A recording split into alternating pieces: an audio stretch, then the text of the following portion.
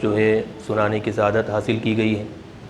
خلاصہ قرآن پاک میں کل کے درس میں پارے 18 کے شروع کے 9 رکوع تک جو ہے ہم بیان کیے تھے۔ انشاءاللہ 10ویں رکوع سے آج ہم بیان کریں گے۔ اللہ تعالیٰ سے دعا ہے کہ جو کچھ ہم یہاں پر کہہ رہے ہیں یا سن رہے ہیں اس پر عمل کرتے ہوئے دوسروں تک وہ باتیں پہنچانے کی توفیق عطا فرمائیں۔ حاضرین محترم، قرآن پاک میں اللہ تبارک و تعالیٰ نے ایک ایک چھوٹے اور بڑے ادب کو بیان فرمایا ہے۔ بہت سارے آداب قرآن پاک میں آپ کو دکھنے میں آئیں گے۔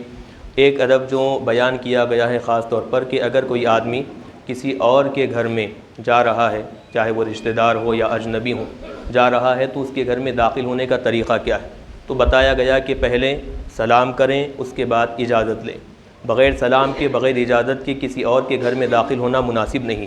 یہ ادب اللہ تعالیٰ نے قرآن پاک میں بیان فرمایا، لا تدخلوا بیوتا غیر بیوتکم حتی تستأنسوا، جب تک تم اجازت نہ لو اس وقت تک دوسروں کے گھروں میں ہرگز داخل نہ ہو۔ اب اجازت کا مسئلہ کیا ہے؟ اجازت یہ آج کل جو ہے سلام کر کر نام بتا دیں، یہ بہتر ہے۔ اگر سلام وغیرہ نہیں کر رہے ہیں، بیل کا معاملہ ہے تو بیل بجا دیں، یہ بھی اجازت میں شامل ہے۔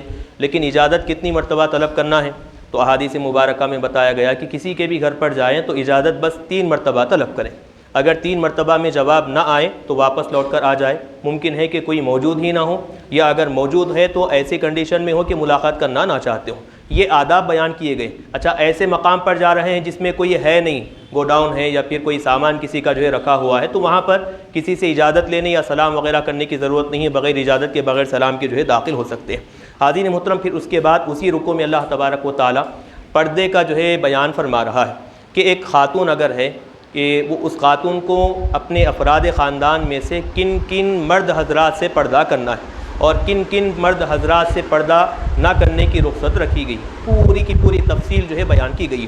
حاضرین محترم، یہاں پر اب وہ تفصیل تو ہم بتا نہیں سکتے، لیکن اس کا جو خلاصہ ہے اور اس کے ذریعے سے جو پیغام ہمیں مل رہا ہے وہ پیغام ہم بیان کریں گے۔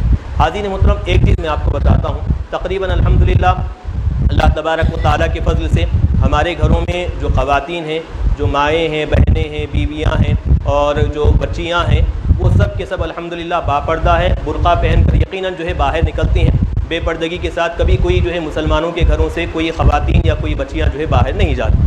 لیکن ایک چیز جو میں یہاں بتانا چاہتا ہوں وہ یہ کہ ہمارے گھروں میں چاہے وہ بہنیں ہوں یا بیویاں ہوں یا بچیاں ہوں یا بیٹیاں ہوں، کوئی بھی ہوں، چاہے وہ کسی بھی حیثیت سے جو ہے ہمارے گھر میں جو ہے رہنے والی ہو، تو جب ہم ان کو پردے کا حکم دیتے ہیں، برقع پہننے کی تاکید کرتے ہیں، برقع پہننے کا جو ہے طریقہ اور اس کے آداب بتاتے ہیں، تو ساتھ ہی ساتھ ایک چیز ان کے ذہن میں ڈالیں کہ برقعے کی حیثیت کیا ہے، برقع اسلام میں کیا مقام رکھتا ہے۔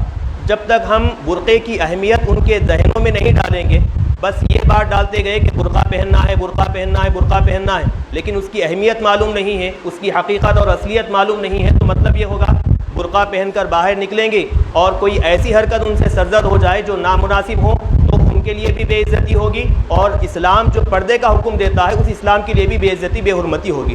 تو آج کے زمانے میں خاص طور پر پردے کا حکم دینے کے ساتھ ساتھ، برقع پہنانے کے ساتھ ساتھ، برقعے کے جو آداب ہیں وہ آداب بھی ہمارے گھروں میں خواتین کو، بچیوں کو بتانی انتہائی اہم اور ضروری ہے۔ آپ دیکھ رہے ہیں ویڈیو سوشل میڈیا پر کئی ایسے ویڈیوز جو ہے آتے رہتے ہیں کہ برقع پہن کر فلاں حرکت کی ہے، فلاں کے ساتھ ہے، فلاں کے ساتھ نظر آئے۔ یہ سب چیزیں اس وقت ظاہر ہوتی ہیں جب ہم ان کے ذہنوں میں برقعے کی حیثیت اور اس کی اہمیت نہیں ڈالیں۔ صرف برقع پہنانے کا طریقہ یہ کافی نہیں ہے، برقع پہنانے کے ساتھ ساتھ اس کی اہمیت کیا ہے، وہ پہننے کے بعد کیا ذمہ داری خاتون پر لاگو ہوتی ہے، وہ ذمہ داری بتائیں تاکہ اس کی حفاظت بھی ہو سکے اور برقعے کی اہمیت بھی جو ہے معلوم ہو سکے۔ پھر اس کے بعد اللہ تبارک و تعالیٰ پارے 18 میں رکوع 14 میں جو ہے بچوں کے لیے خاص طور پر یہ احکامات بیان فرما رہے ہیں۔ عموماً ہوتا کیا ہے، چھوٹے بچے جب ہوتے ہیں تو جب گھروں میں جا رہے ہیں کسی اور کے تو اجازت لے کر جاتے ہیں۔ بچے بڑے ہونے کے بعد وہ بے تکلفی آ جاتی ہے، بغیر اجازت کے داخل ہو جاتے ہیں۔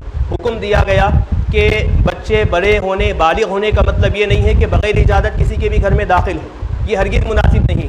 جیسے بچپن میں وہ اجازت طلب کر کر دوسروں کے گھروں میں جاتے تھے، ویسے ہی بالغ ہونے کے بعد بھی جو ہے اجازت طلب کر کر دوسروں کے گھروں میں جائیں۔ خاص طور پر 3 اوقات کے جہاں پر بغیر اجازت کے داخل ہونے کی اجازت ہی نہیں، اور وہ 3 اوقات میں سے پہلا وقت کیا ہے کہ ظہر کی نماز کے بعد کا وقت، کہ جہاں پر قیلولہ کرنے اور دوپہر کے وقت میں آرام کرنے کا وقت ہے. پھر اس کے بعد فجر کی نماز سے پہلے کا جو وقت ہے وہ وقت بھی ہے, اور فجر کی نماز کے بعد کا جو وقت ہے, رات کا جو وقت ہوتا ہے خاص طور پر اس میں بے تکلفی ہوتی ہے, لوگ خواتین جو ہے گھروں میں آرام کر رہے ہوتے ہیں, تو اس وقت جب گھروں میں داخل ہوں تو اجازت طلب کر کے جانے کا حکم دیا گیا تاکہ پردہ باقی رہے, بے پردگی جو ہے ہرگز نہ ہو. ایک صحابی رسول حضور پاک علیہ الصلوۃ والسلام کے پاس آئے, آ کر عرض کیے یا رسول اللہ میں اپنے والدہ سے ملنے جانا چاہتا ہوں, اپنے گھر میں ان کا اپنا کمرہ ہے, ان سے میں ملنے جانا چاہتا ہوں, تو کیا میں ان سے بھی ان کے پاس بھی جانے کے لیے اجازت طلب کروں؟ تو حضور پاک علیہ الصلوۃ والسلام بڑا سخت جملہ ان کو سمجھانے کے لیے, ادب بتانے کے لیے وہ جو ہے جملہ بتائے. وہ یہ بتائے کہ کیا تم اپنی ماں کو بغیر لباس میں دیکھنا چاہتے ہو؟ صحابی رسول کے جو ہے ہوش اڑ گئے کہ کون اپنی ماں کو ایسی حالت میں دیکھنا چاہتا ہے. تو حضور نے بیان فرمایا یہی کیفیت ممکن ہے کہ گھر میں کمرے میں کوئی نہ ہونے کی وجہ سے کوئی اور کیفیت میں خاتون ہو, ماں ہو, اگر تم بغیر اجازت کے جاؤ گے تو وہ بے پردگی تمہارے سامنے ہوگی. اجازت طلب کر جاؤ گے تو وہ پورے کے پورے لباس میں رہیں گے, اجازت دیں گے تو ایک تو پردہ بھی رہے گا اور بے عزتی بے حرمتی بھی نہیں ہوگی. اسی لیے پردے کا خاص طور پر حکم بچوں کو بچپن سے ہی بتانا چاہیے. بڑے ہونے کے بعد ہم چونکہ عمر بڑی ہو گئی ہے تو ہم وہ وقت میں بتا نہیں سکتے, بچپن سے جب ان کے ذہنوں میں یہ بات ڈالیں گے تو بڑے ہونے کے بعد با پردہ بھی رہیں گے, اور پردہ کن کن چیزوں سے کرنا ہے وہ بھی جو ہے ماحول ان کو سمجھ میں آئے گا.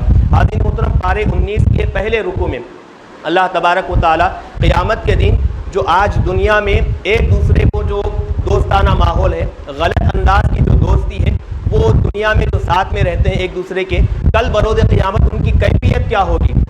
دنیا میں جو غلط حرکتوں میں ایک دوسرے کا ساتھ دیے, دوستی رہی اور دوستی کی وجہ سے جو ہے غلط چیزیں سیکھے, ایک دوسرے کو غلط باتیں سکھائے, تو کل بروز قیامت اس کا انجام, ان دونوں کا انجام کیا ہوگا؟ تو بتا رہے ہیں کہ کل بروز قیامت ایک دوست دوسرے دوست کو کوستے رہیں گے, تانا دیتے رہیں گے کہ کیا ہی اچھا ہوتا کہ کاش دنیا میں تجھے دوست نہیں بناتا تو اچھا تھا, آج یہ عذاب میں مبتلا نہ ہوتا.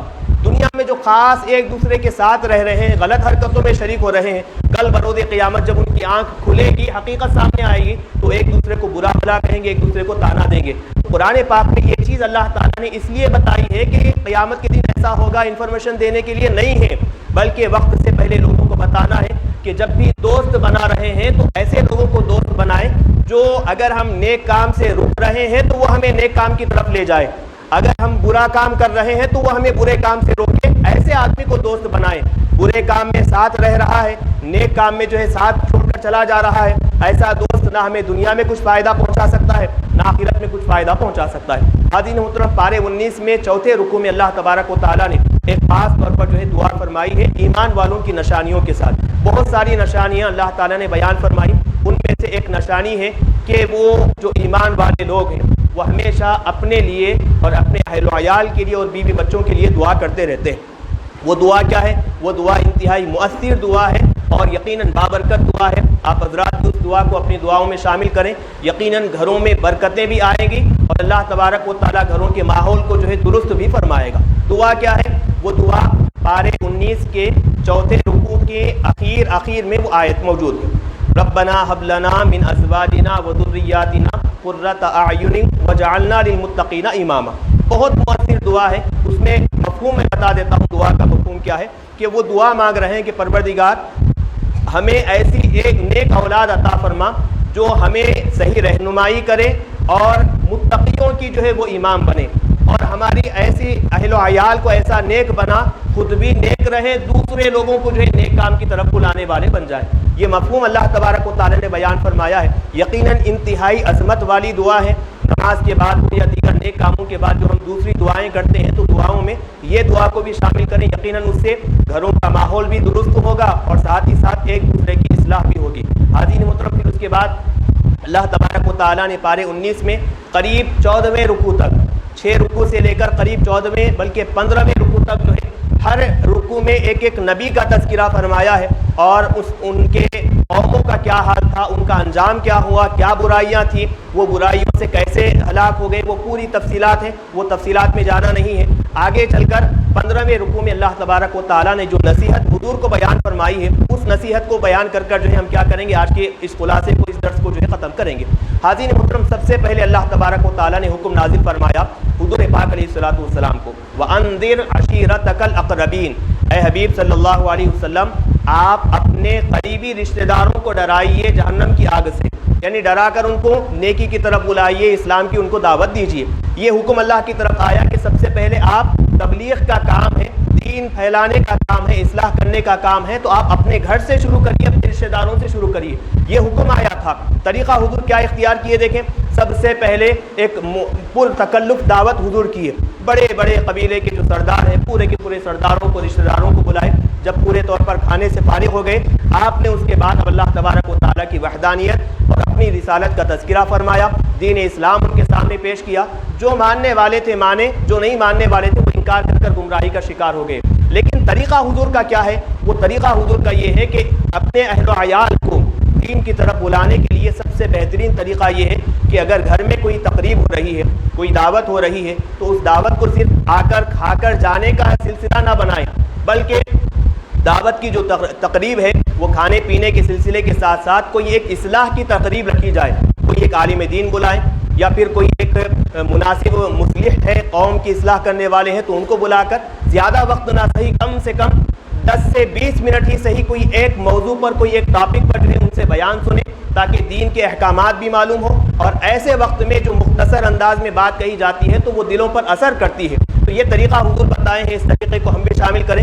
جب بھی کوئی بھی تقریب ہو، خاص طور پر اہل سنت والجماعت میں جو زیارت کا سلسلہ ہے، دہم ہے، چہلم ہے، یہ دنوں میں بہت سارے لوگ جو ہے جمع ہوتے ہیں، اب وہ جمع ہونے کے بعد کوئی ایسی تقریب، ایسی چیز اس میں مقرر کی جائے خطیب کے ذریعے سے، یا پھر جو ہے کوئی عالم کے ذریعے سے، اصلاح کے طور پر ہی صحیح کوئی ایک ٹاپک پر بیان کیا جائے، تاکہ چہلم بھی ہوتا رہے، دہم بھی ہوتا رہے، لوگوں کو دعوت بھی ہو، اور دین کا پیغام بھی ان تک جو ہے آسانی سے پہنچ جائے۔ یہ ایک اچھی تقریب ہے اور اچھا طریقہ ہے جو حضور پاک علیہ الصلوۃ والسلام ہمیں پیش کیے ہیں۔ امید ہے کہ آپ حضرات اس پر عمل کریں گے۔ اللہ تعالیٰ سے دعا ہے ہم سب کو کہنے سننے سے زیادہ عمل کرنے کی توفیق عطا فرمائے۔